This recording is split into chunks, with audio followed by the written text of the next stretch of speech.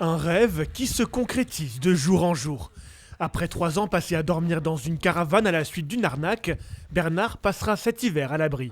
La maison qu'il devait avoir n'a jamais vu le jour et il a perdu son investissement.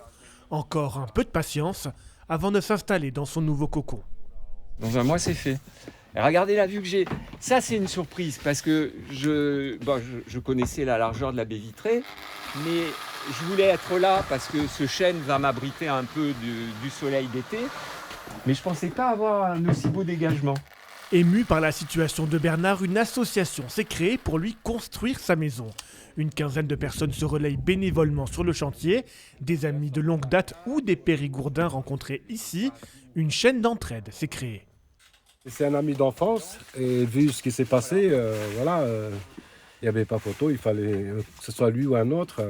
Dans l'état des choses du monde aujourd'hui, si on peut aider, on aide comme on peut. Il faut y aller sans savoir, on ne peut pas tout savoir dans la vie.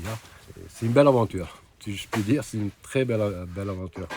Une aventure presque irréelle. Construire une maison d'une 40aine de mètres carrés, aucun bénévole ne l'avait encore fait. Entre les plans dessinés sur papier et le résultat final, certains ne pensaient pas cela possible. Pour être honnête, j'ai pris une claque quand je suis arrivé et j'ai vu l'ampleur justement de toute cette organisation, de toutes ces petites mains qui ont travaillé pour la maison, pour la cuisine, pour l'organisation, pour tout, pour récolter les fonds en fait. Et je me suis vraiment rendu compte que c'était quelque chose de grandiose qui était en train de se faire ici, vraiment.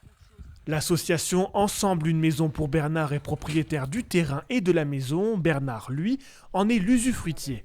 8 000 € sont encore nécessaires pour terminer la maison du bonheur.